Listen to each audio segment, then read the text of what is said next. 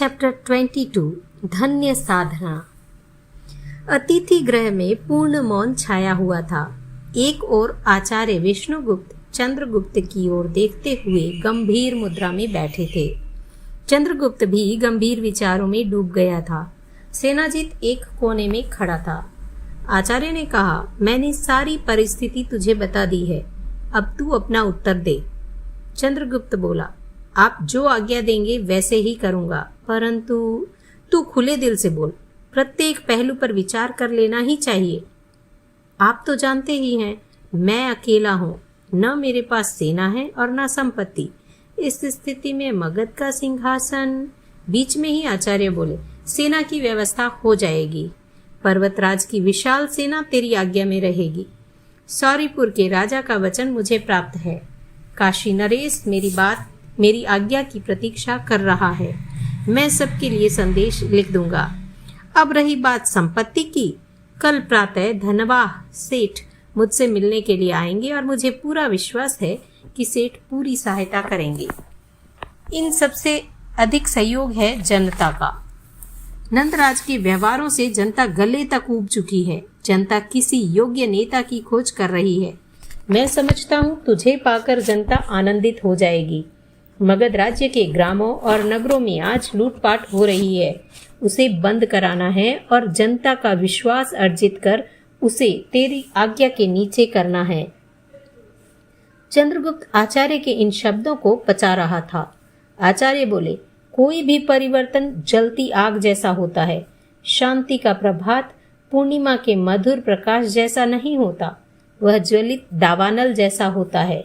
इस दावानल से ही चिर शांति का सृजन होता है। इससे सुव्यवस्थित राजतंत्र खड़ा किया जा सकता है। मगध की जनता की वेदना के निवारण के लिए तुझे एक बार बलिदान का महायज्ञ रचना पड़ेगा। गुरुदेव, आपकी प्रतिज्ञा का पालन करने के लिए मैं सदा तैयार हूँ, किंतु मगध की सेना कुमार, तू एक बार क्रांति का ध्वज धारण कर, एक बार तू अपनी तलवार का चमत्कार दिखा, एक बार जनता के कल्याण की घोषणा कर, तब तू देखेगा कि सम्राट की विशाल सेना नग्न बन जाएगी। वह तेरे ध्वज के नीचे आने को ललचाएगी और मुक्तिगान की गूंज के संवाहक तेरे नयनों को निहारेगी। चंद्रगुप्त खड़ा हुआ और गुरुदेव के चरणों को स्पर्श कर बोला, गुरुदेव, मैं तैयार हूँ। प्राणों की बलि देकर भी मैं आपकी प्रतिज्ञा को पूर्ण करूंगा। धर्म तुम्हारा कल्याण करे वत्स। आज मुझे आनंद मिला है।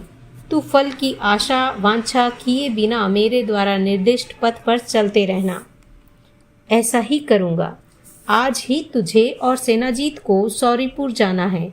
वहां से तू अपने निवास स्थान पर पहुंच जाना। वहां तुझे मेरा संदेश प्राप्त हो जाएगा।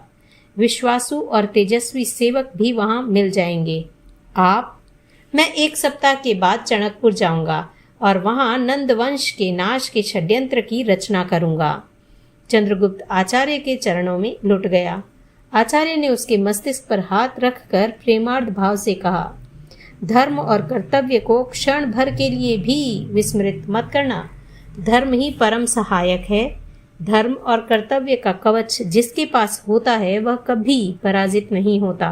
उठ, ज्ञातपुत्र महावीर भगवान का स्मरण कर विजय के मार्ग पर प्रस्थित हो जा।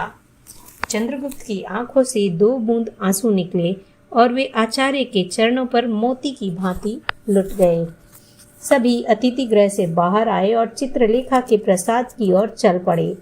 चित्रलेखा को ज्ञात हुआ, वह उतावली गति से सामने आई।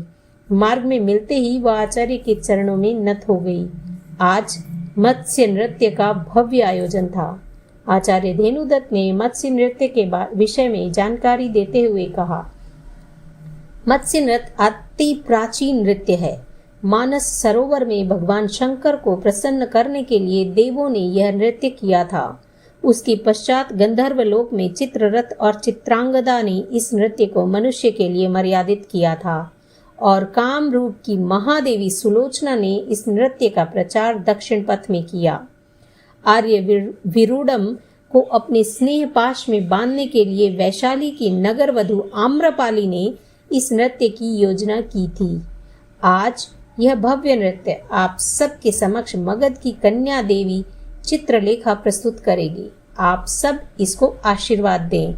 सबने प्रसन्न भाव से आशीर्वाद दिया। नृत्य प्रारंभ हुआ। दर्शकों की दृष्टि मत्स्य रूपेणी चित्रलेखा पर स्थिर हो गई। चित्रा एकाएक जल में कूद पड़ी। वाद्यों की ध्वनि गंभीर हो गई और कोई शिकारी अपने जाल में इस दिव्य मत्स्य को पकड़ने के लिए पुरुषार्थ कर रहा हो, इस प्रकार चित्रा नृत्य को हाव भाव के साथ शिकारी का अभिनय करने लगी। चित्रलेखा की चपलता बढ़ी। शिकारी को पराजित करने की स्वाभाविक वृत्ति ने नृत्य का आकार धारण किया। भय, रोष, चांचल्य, आवेश आदि आंतरिक भाव को आंख, गर्दन आदि की मुद्राओं से अभिव्यक्त होने लगे। यह देखकर दर्शकों के मुंह से निकल पड़ा, धन्य साधना। आचार्य विष्णुगुप्त भी बोल उठे, प्रत्येक वस्तु योग्य पात्र में ही शोभित होती है। धन्य है कला को और कला मूर्ति को। आचार्य धेनुदत्त के हर्ष का पार नहीं था। सभी ने चित्रलेखा का जयनाद किया। अध्याय 23 चित्रलेखा से। मत्स्य नृत्य संपन्न हुआ। फिर कलाकारों ने गीत और वाद्य पर राग वैशाखी को चमकाया। आनंद प्रमोद में तीसरा प्रहर बीत गया। आचार्य विष्णुगुप्त तथा चंद्रगुप्त आदि सभी मंडप से उठे। चित्रलेखा ने वस्त्र परिवर्तन कर लिया था। वह अतिथियों को पहुंचाने प्रसाद तक साथ गई।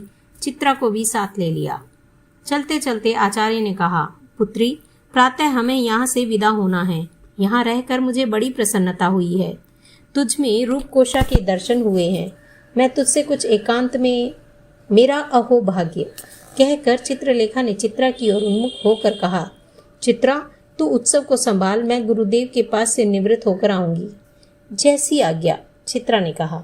सभी अतिथि गृह में पहुंचे। एक और आसन पर बैठकर आचार्य ने कहा, पुत्री, तू मेरे निकट बैठ।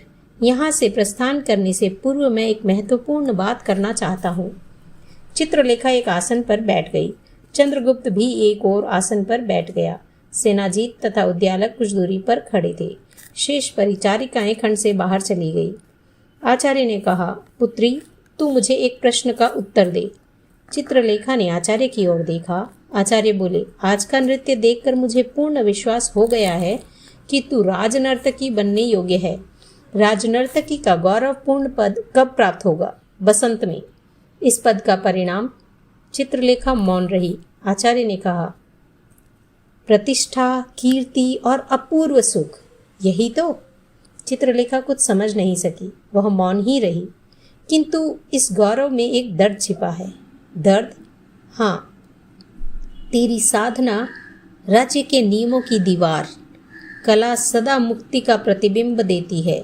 कला को कोई नियम, व्याघात या विधि निषेध शोभित नहीं होते। प्रभु, यह तो एक मर्यादा है। हाँ, मर्यादा ने ही तो कला को अपने शिकंजे में जकड़ रखा है। केवल प्रतिष्ठा और सुख की ऐषणा से ही कलाकार मर्यादा के पालन की कर्तव्य निष्ठा निभाता है। परंतु प्रतिष्ठा और सुख के लिए कला को अवरुद्ध होना ही पड़ता है। चित्रलेखा आचार्य के सामने देखती रही। आचार्य बोले, अब मैं अपना अभिप्राय स्पष्ट करता हूँ। पुत्री, यदि तू अपने पिता के चरणों में कुछ छोड़ने के लिए तैयार है तो मेरी इच्छा है कि मैं तुझे सिद्धि का मार्ग बताऊं। चित्रलेखा नीचे दृष्टि किए मौन बैठी रही। पुत्री, क्या तू मगध के कल्याण के लिए बलिदान करेगी? आचार्य ने पूछा। इसमें प्रश्न कैसा? आप आज्ञा दें। चित्रलेखा ने मृदु स्वर में कहा। तो क्या तू राजनर्तकी के पद का मोह छोड़ सकेगी? चित्रलेखा इस आकस्मिक प्रश्न का उत्तर नहीं दे सकी। वह आचार्य की गंभीर मुद्रा की ओर देखती रही। क्या छोड़ सकेगी? यह अशक्य नहीं है। मुझे ऐसे उत्तर की ही आशा थी। मैं तुझसे राजनर्तकी का पद छुड़ाकर तेरे गौरव का हनन करना नहीं चाहता, उसको और अधिक दीप्त करना चाहता हूँ पुत्री। मैं राजतंत्र की नई रचना करना चाहता हूँ।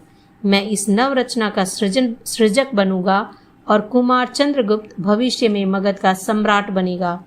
इस कार्य के लिए जनता के प्राणों में क्रांति की आग जलानी होगी। इसलिए मैं तुझे राज नर्तकी नहीं, जन क्रांति की नर्तकी बनाना चाहता हूँ। तेरा गौरव केवल विलासी मनुष्य को में व्याप्त रहे, इससे तो अच्छा है कि तेरा गौरव संपूर्ण मगध की जनता में व्याप्त हो। यह कार्य कठिन है, मृत्यु से संघर्ष करना है। क्या तेरे में क्रांति की ज्वाला में कूद पड़ने का साहस है? मैं आपकी आज्ञा और प्रेरणा के अधीन रहूंगी। चित्रलेखा ने तत्काल अपना निर्णय बता दिया।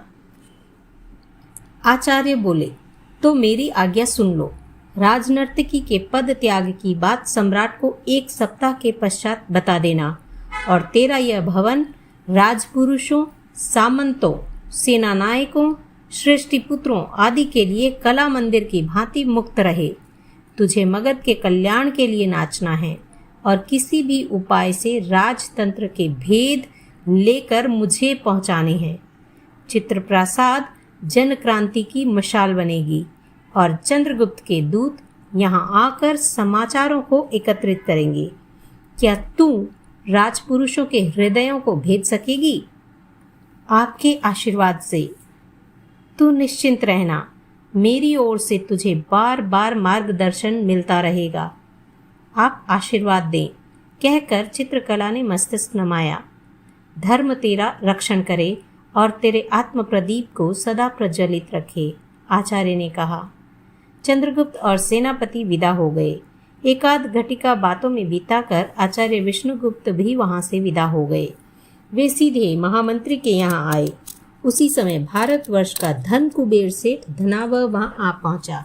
आचार्य विष्णुगुप्त और सेठ एकांत में बातें करने लगे।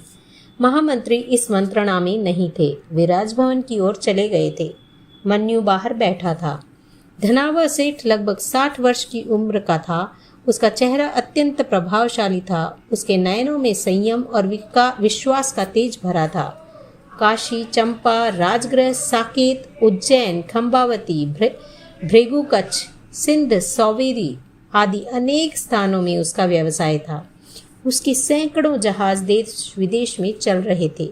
पूरे भारतवर्ष में धनावह का नाम कुशल, पवित्र और नीतिमान व्यापारी के रूप में प्रसिद्ध था। वह महात्मा शकडाल का मित्र था और चाणक्य के प्रति उसके मन में अत्यंत अनुराग था। आचार्य ने सेठ के समक्ष मगध की वर्तमान दशा का पूरा चित्रण किया और अपनी प्रतिज्ञा भी बताई। सेठ ने कहा, सम्राट के समक्ष तुमने नैतिक धैर्य बताया है। प्रतिज्ञा को सुनकर मेरी आत्मा अत्यंत उल्लासित हुई। वास्तव में ऐसी विकट स्थिति में यदि महान पुरुष चुप्पी साध कर बैठे रहते हैं तो यह अपराध है, परंतु यह कार्य अत्यंत कठिन है। आप जैसे हित चिंतकों का सहयोग रहेगा तो कार्य सुगर हो जाएगा। चाणक्य ने कहा, मूरा का पुत्र तैयार है? हाँ। कितने द्रव्य की आवश्यकता है, यानी कितने रुपयों की आवश्यकता है? द्रव्य तो प्रचुर चाहिए। आप कितना दे सकेंगे? 9 कोटि स्वर्ण मुद्राएं दे दूं तो? 9 कोटि स्वर्ण मुद्रा? आचार्य विष्णुगुप्त ने केवल 1 करोड़ स्वर्ण मुद्रा की आशा की थी। आचार्य बोले, यह तो बहुत अधिक होगा। तुम्हारा कार्य भी ऐसा ही है, जब चाहे तब रकम ले लेना। यदि मैं काशी और साकेत में व्यवस्था करूं तो? काशी उचित रहेगा। तुम निश्चिंत रहना, द्रव्य की कमी यानी रुपयों की कमी नहीं रहेगी।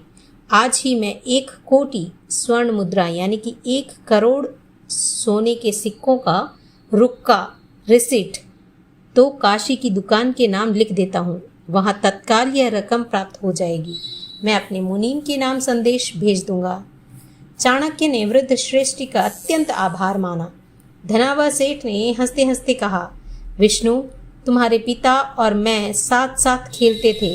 वे मुनि बन गए और मैं पाप में पड़ा रहा। तुम्हारे हाथों से यदि मगध का उद्धार होता हो तो मेरी लक्ष्मी भी भाग्यवती बन जाएगी। आचार्य विष्णुगुप्त धनावह की तेजस्वी आंखों की ओर देखता रहा।